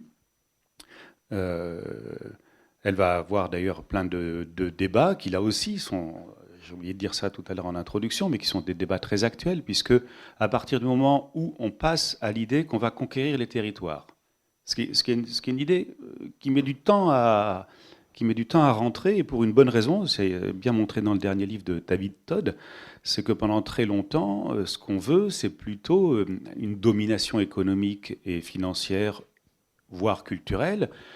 Mais posséder les territoires, c'est s'exposer à beaucoup d'ennuis. Il faut les administrer, ça coûte de l'argent, il faut les pacifier, c'est pas simple. Il faut lutter au loin contre des populations qui, elles, sont chez elles et qui vont employer des formes de guerre qui ne sont pas les formes de guerre traditionnelles. Enfin, les États sont longtemps assez réticents, en fait, à l'idée de possession. Et nous, ces grandes cartes qu'on voit, ces grands planisphères qu'on voit avec ce que les Anglais appellent le red on the map, le rouge sur la carte, ces grandes taches de couleur qui manifestent l'existence des empires, en fait, ces cartes, elles n'apparaissent que dans les années 1880. Avant, ça n'existe pas. C'est vraiment dans les années 1880 que se met en place cette politique de la grandeur qui fait que vous êtes une grande puissance si vous avez beaucoup de taches rouges sur la carte. Et que pour obtenir ça, il faut mettre en place des méthodes de combat qui ne vous aliènent pas complètement les populations que vous allez ensuite administrer. Et ce sont ces méthodes de combat qu'on appelle, à partir des années 1880, la pacification. Avec en particulier ces grands officiers coloniaux français, Pennequin, Gallieni, Lyautey, qui sont les artisans de cette politique-là. Et là aussi, on a vraiment l'impression qu'on est en train de rejouer la même histoire, puisque depuis la première guerre du Golfe, les stratèges occidentaux contemporains, en particulier américains, relisent Gallieni, Lyautey, Pennequin, en se disant comment est-ce qu'eux ont fait au Tonkin, à Madagascar, au Maroc, pour ne pas s'aliéner les populations locales. Et est-ce qu'on ne peut pas faire la même chose en Irak, en Afghanistan, avec donc le succès qu'on connaît par ailleurs. Et ce qui est vraiment très étonnant, parce que si vous lisez les histoires de la guerre, par exemple l'histoire de la guerre qui a été publiée au Seuil il y a quelques années sous la direction de Bruno Cabane, l'officier, enfin le nom propre qui est le plus cité dans l'index, c'est Charles Colwell, c'est-à-dire un officier très secondaire de la fin du 19e siècle, mais qui, en 1896, avait publié un petit livre, un gros livre d'ailleurs, qu'il appelait Small Wars, sur les petites guerres, c'est-à-dire justement ces guerres coloniales, ces guerres de pacification. Ce Colwell, qui n'était pas très connu au tournant des 19e et 20e siècles, est devenu aujourd'hui quelqu'un de très important, parce qu'on va chercher dans l'histoire de ces guerres du 19e siècle des modèles pour nos guerres d'aujourd'hui. Donc cette évolution, en fait, c'est une chose, on peut la décrire. Mais il y a quelque chose qui n'évolue pas, et ça c'est frappant. Juste cette évolution, elle est très importante, parce que ce que mettent en place des gens comme tout de même Lyautey, par exemple, c'est une opposition aux méthodes de guerre qui étaient les méthodes de guerre de Bugeaud au moment de la conquête de l'Algérie de 1830-1840. En gros, les méthodes de guerre. En gros, le problème, il est assez simple. Vous avez un corps expéditionnaire qui est loin de ses bases, qui veut réduire une opposition militaire qui, elle, connaît le terrain, est sur place. Le corps expéditionnaire, il est entièrement militaire. L'opposition sur place, elle est militaire et civile. La logique de la population qui voit arriver l'ennemi, c'est de mettre en place des techniques qui étaient les mêmes techniques que les Vendéens en 1793, que les Espagnols en 1808, que les gens dans le Tyrol ou en Calabre pendant les campagnes de Napoléon, c'est la guérilla, ce que Clausewitz appelle la guerre populaire. C'est-à-dire, on évite les batailles rangées, on évite autant que possible les sièges, on se réfugie dans la population civile, et on mène une guerre de coups de main, une guerre d'escarmouche, une guerre d'attrition, comme on dit aujourd'hui, qui vise à décourager l'occupant. À l'inverse, l'occupant, lui, face à ça, qu'est-ce qu'il a comme technique? Alors Bugeaud en avait inventé une qui venait des guerres de la guerre d'Espagne en particulier, mais qui va avoir une grande postérité dans les guerres coloniales, hein, c'était la colonne. Donc pour Bugeaud, il suffisait d'avoir des colonnes. Une colonne sous Bugeaud, c'est 10 000 hommes. Hein.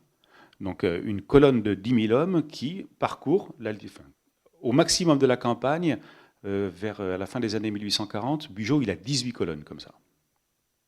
De 10 000 hommes qui parcourent l'Algérie dans tous les sens. Hein, c'est ce que Bugeaud appelait l'occupation agissante. Et pour décourager la guérilla, la technique, ça consiste à utiliser la terreur. Donc on brûle les villages. Dès lors qu'on soupçonne qu'il y a des combattants qui ont été réfugiés dans ces villages, on coupe les arbres fruitiers, on détruit les silos, on prend en otage des femmes, des enfants, des vieillards. Cette technique-là, on va la retrouver très, très, très, très longtemps. Hein. C'est la même technique que l'armée des 8 nations utilise au lendemain de la révolte des boxeurs en Chine en 1900 pour décourager la guérilla boxeur dans le nord de la Chine. Donc cette technique de la guerre coloniale, on la voit bien. Et à la fin, la pacification, ça consiste à dire, bon, en fait, on voit bien que ça ne marche pas, que ça nous aliène les populations, il faut peut-être essayer de faire autrement.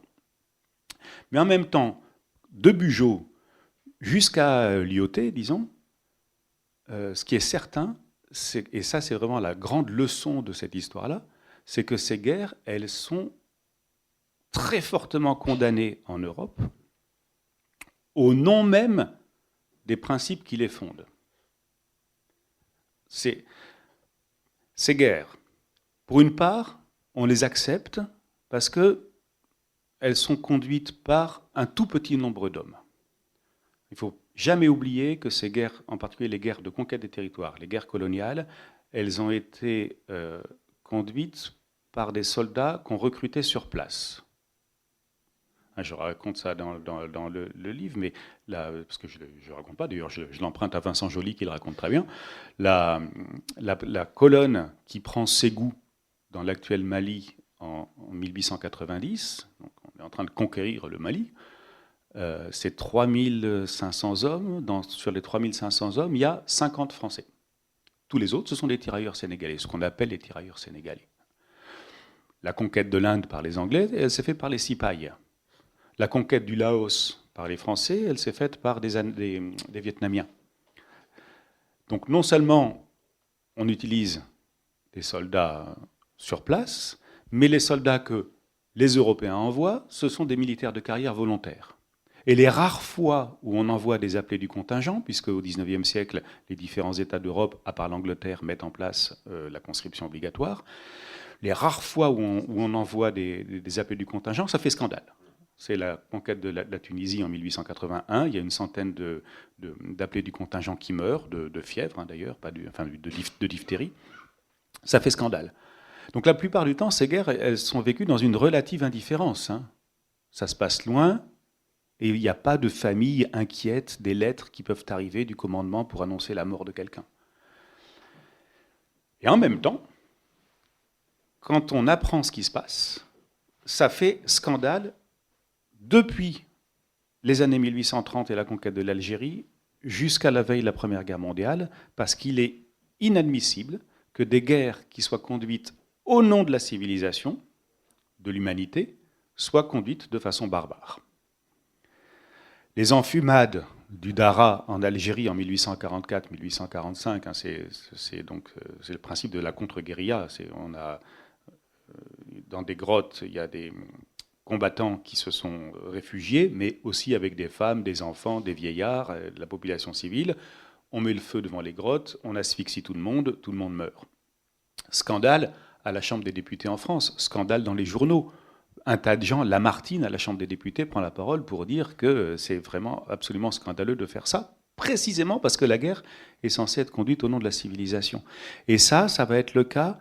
Alors là, pour le coup, il y a vraiment une très très belle constance dans toutes les guerres du 19e siècle, dès lors qu'il y a un scandale, et on invente dans les années 1880 la notion de scandale colonial pour désigner ça, c'est toujours le même fonctionnement qui est en œuvre. Ça consiste à dire comment notre armée peut-elle se comporter comme ça alors qu'elle est censée lutter au nom de la au nom de la civilisation.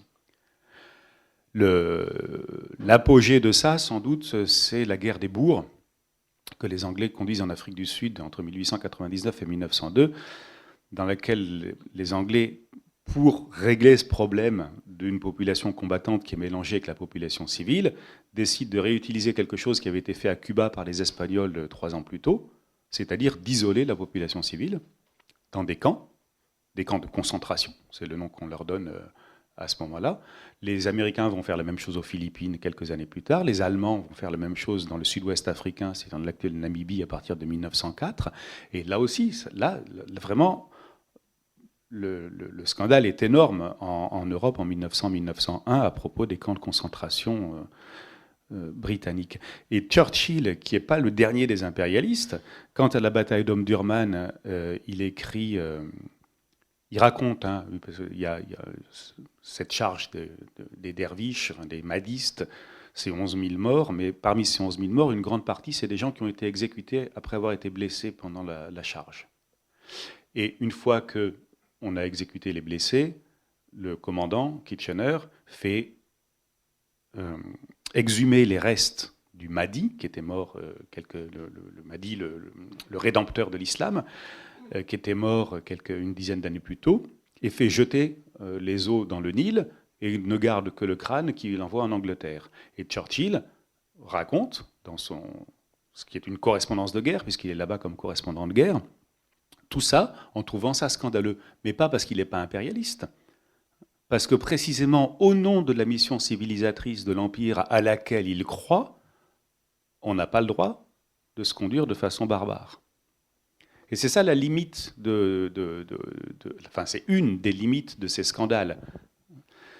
C'est que on ne remet jamais en cause le bien fondé de la présence sur place, mais les méthodes. Sauf que ces scandales se produisent avec une telle répétition qu'on ne peut pas s'empêcher de penser que les lecteurs des journaux de l'époque devaient quand même avoir du mal à penser qu'on pouvait faire ce genre de guerre sans produire ce genre d'atrocité. Alors, je vais vous donner la parole désormais, non sans vous avoir dit qu'il y a une double fin dans ton livre, un épilogue qui est consacré intégralement aux guerres de Jules Verne.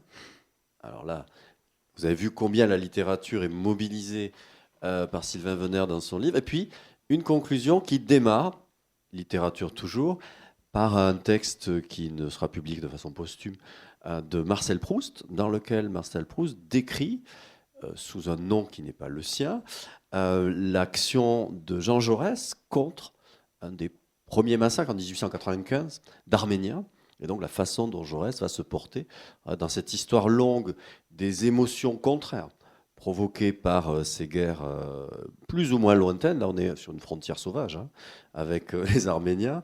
Donc, ces deux points finaux, enfin, qui nous appellent qui nous amènent à la réflexion, à la fois Jules Verne, côté littérature populaire, et Marcel Proust, mettant en scène Jean Jaurès à la Chambre, s'opposant donc à ce premier massacre des Arméniens.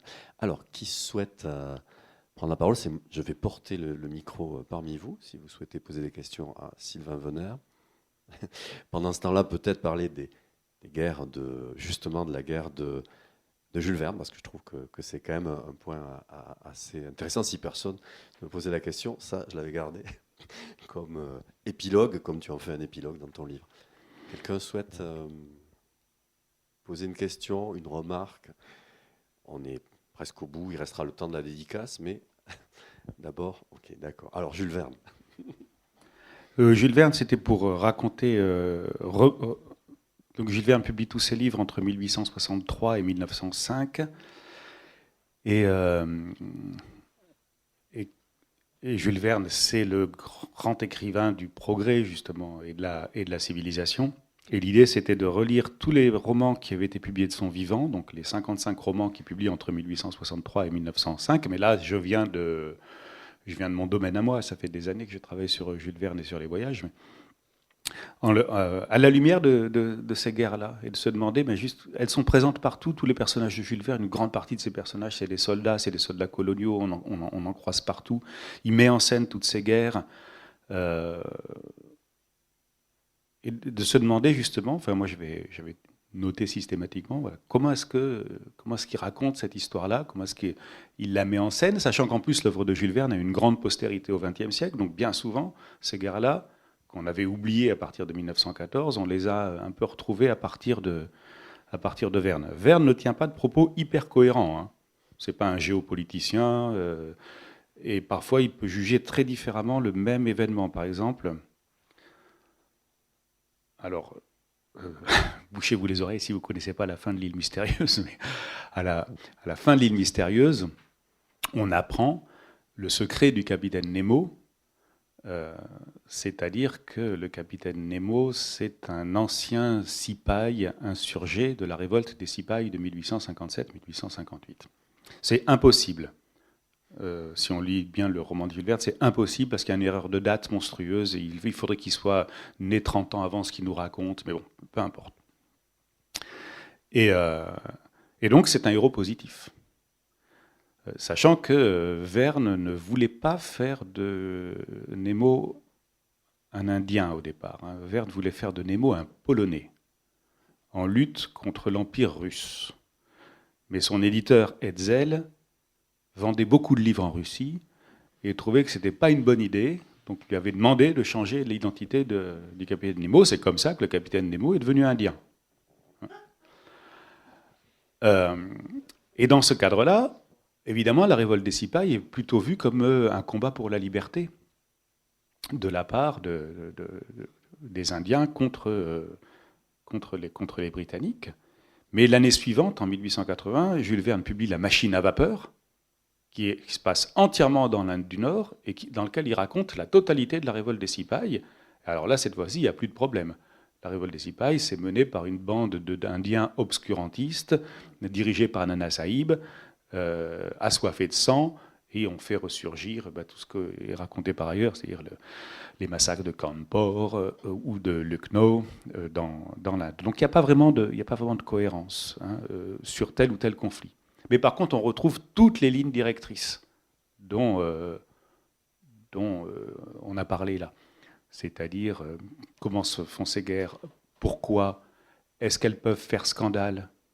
Jules Verne dans certains cas, va jusqu'au bout de cette logique-là, à propos des guerres maoris, c'est-à-dire des guerres d'opposition à la présence britannique en Nouvelle-Zélande, dans Les Enfants du capitaine Grant, qui est publié en 1867. Verne prend pas tout à fait le parti des Maoris, mais il explique que les massacres, les atrocités commises par les Maoris contre les Britanniques, elles s'expliquent par le simple fait qu'ils sont une réaction à ce que Verne lui-même appelle, à propos de l'occupation britannique en Nouvelle-Zélande, les massacres civilisateurs.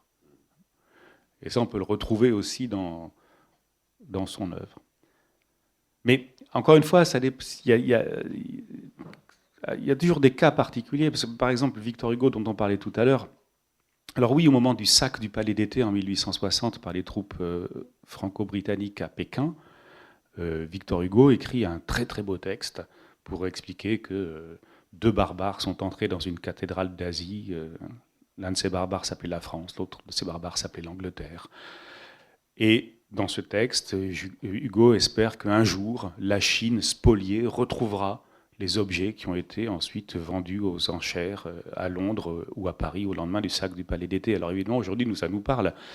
On se dit, oui, c'est ce qu'on est en train de faire. On est en train de restituer, alors, pas beaucoup, en se faisant beaucoup tirer le bras, enfin tordre le bras, mais il y a tout ce débat sur la restitution des objets pillés lors des guerres lointaines du XIXe siècle, que ce soit des guerres coloniales comme dans l'Afrique subsaharienne ou des guerres impériales comme dans le cas de la Chine. Et donc on a envie de dire à Hugo, quel génie, quel visionnaire. Mais en fait, en 1860, Hugo, son point, c'est de critiquer la politique de Napoléon III. Ce qui le choque dans ce qui est fait, à Pékin, c'est le fait que ça a été fait par le Second Empire. Et il dit d'ailleurs dans son texte, les gouvernements sont quelquefois des criminels, les peuples jamais.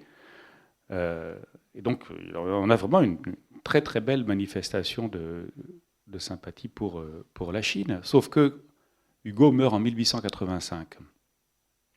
En 1885, ça fait déjà 5-6 ans que la Troisième République a relancé la politique de colonisation, de conquête coloniale de la France. Il y a des pillages aussi, dans la Nam en 1883, au Tonkin entre 1883 et 1885, et il y a des gens qui s'y opposent. Maupassant, en 1883, Maupassant, écrivain pacifiste, en 1883, il est très clair sur le scandale de ce que la France est en train de faire au Vietnam. Hugo, non, c'est la République. Ça le choque moins. Alors une question, et puis on basculera vers le reste de nos vies. Bonsoir, merci beaucoup. J'avais une question, enfin deux questions à vrai dire.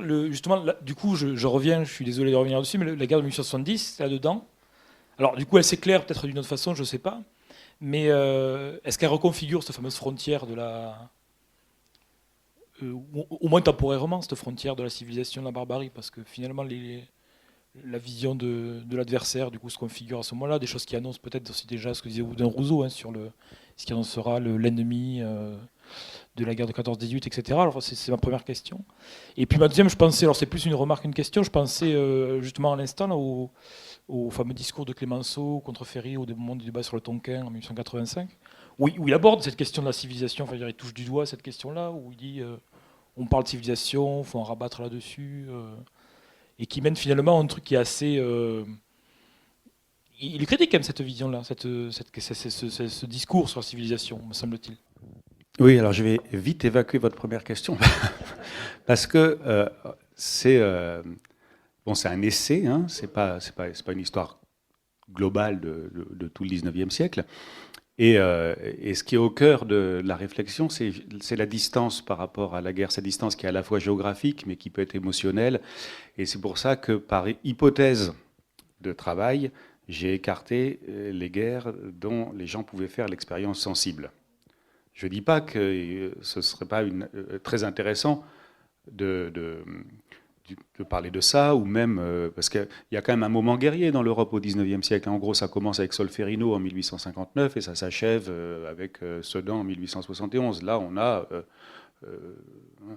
Solferino, Sadova, Sedan, c'est comme des grosses batailles. Et qui marquent les esprits. Solferino, c'est quand même le point de départ de la création de la Croix-Rouge en 1863.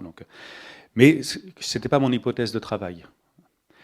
Quant à Clémenceau et Ferry en 1885, alors Clémenceau, il fait partie effectivement de ces gens qui vont s'opposer assez régulièrement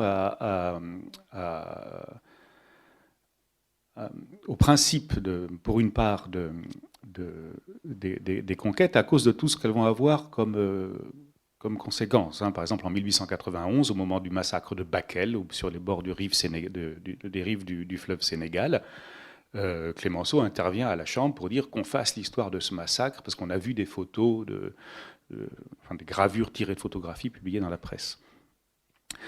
Mais le point du discours de Ferry sur lequel s'oppose Clémenceau, c'est quand Ferry dit il y a un devoir pour les races supérieures, c'est de civiliser les races inférieures. Et que Clémenceau dit, race inférieure, race supérieure, c'est bientôt dit. Moi, j'en rabats beaucoup depuis que j'ai entendu des savants allemands, au lendemain de la guerre de 1870, expliquer que les Français étaient une race inférieure. Mais n'empêche que cette question de race... moi, j'en parle pas mal dans le livre, parce que c'est important, parce qu'une des spécificités, malgré tout, de ces guerres qui se passent loin de l'Europe, c'est qu'on ne conçoit pas la paix de la même façon, on ne conçoit pas la guerre de la même façon, on ne conçoit pas la race de la même façon. Et ça joue un rôle énorme. Et Et aujourd'hui qu'on en parle, parce qu'il y a le film que je n'ai pas vu, donc ne m'interrogez pas dessus, sur les tirailleurs sénégalais, il faut voir l'usage qui était fait de ces tirailleurs dans le discours colonisateur, dans le discours sur la civilisation.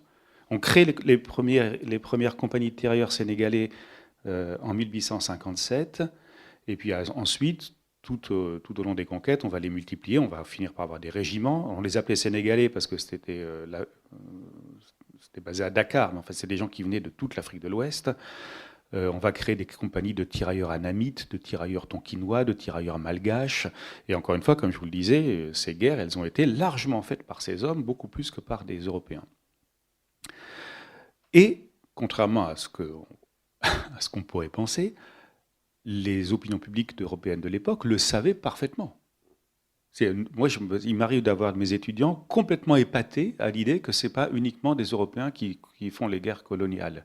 Donc je ne sais pas à quel moment, dans l'historiographie ou dans la façon de raconter ces histoires, on a oublié ça. Mais à l'époque, on le savait très bien. Et pourquoi on le savait très bien ? Parce que l'armée était jugée comme un excellent outil de civilisation des peuples barbares. Et présenter des tirailleurs sénégalais dans des uniformes des armées européennes avec un peu d'exotisme, on avait beaucoup emprunté au régiment de Zouaves, qui eux-mêmes avaient été créés d'ailleurs au départ au départ c'était pour recruter des Algériens. Et c'était un moyen de montrer les effets civilisateurs des guerres elles-mêmes. Il y a une anecdote que j'ai empruntée à Stéphanie Soubrier, qui a fait sa thèse sur les races guerrières, qu'il a soutenue il y a 2 ans, qui raconte ça. C'est dans un livre édifiant de 1912. Il y a qui raconte, sous forme héroïque, une insurrection en Côte d'Ivoire et la façon dont on envoie une colonne mater l'insurrection. Et on raconte l'histoire d'un de ces tirailleurs, qui, je crois, dans le livre, doit s'appeler Baba Touré. Et Baba Touré, c'est la figure de l'héroïque tirailleur qui, au moment où il va mourir, parce qu'il est à l'avant-garde du corps expéditionnaire, tué par les insurgés du Baoulé, en Côte d'Ivoire, s'écrie, juste avant de mourir, à l'attention de son officier supérieur qui est derrière, « Avancez pas, il y en a sauvages !» Ce qui est une anecdote très paternaliste, pour montrer que cet héroïque tirailleur, il était à l'avant-garde de la civilisation, alors que lui-même n'était pas encore complètement civilisé, mais que tout ça, c'est un processus en constitution. Et quand on montre les tirailleurs sénégalais au moment des obsèques de Faidherbe en 1889, au moment du retour du commandant Marchand en 1899, toutes ces cartes postales qu'on a de l'époque, toutes ces unes de journaux où on voit des tirailleurs sénégalais, il faut bien comprendre qu'en fait, ils représentent la civilisation en marche. C'est comme ça qu'ils sont vendus. Et c'est d'ailleurs sans doute comme ça qu'une partie d'entre eux vivaient leur expérience. Avec évidemment cette énorme ambiguïté qui est que du coup, on les a aussi toujours accusés d'être les responsables des atrocités qui se commettaient au loin. Ah oui, il y a eu des atrocités commises dans cette guerre, c'est vrai. Ah oui, vous avez raison, la tête coupée, là, le massacre de Bakel, par exemple, de 1891, dont Clémenceau s'indigne. Quand on le met en scène, c'est toujours un tirailleur noir qui préside à l'ordonnancement des têtes coupées. C'est jamais un officier blanc. Et il y a cette idée qu'évidemment, ils sont en train d'être civilisés, mais il reste une part de sauvagerie en eux qui explique pourquoi est-ce qu'il y a eu ces viols, ces massacres. Eh bien, merci beaucoup, cher Sylvain, et bravo, parce que ce livre est important.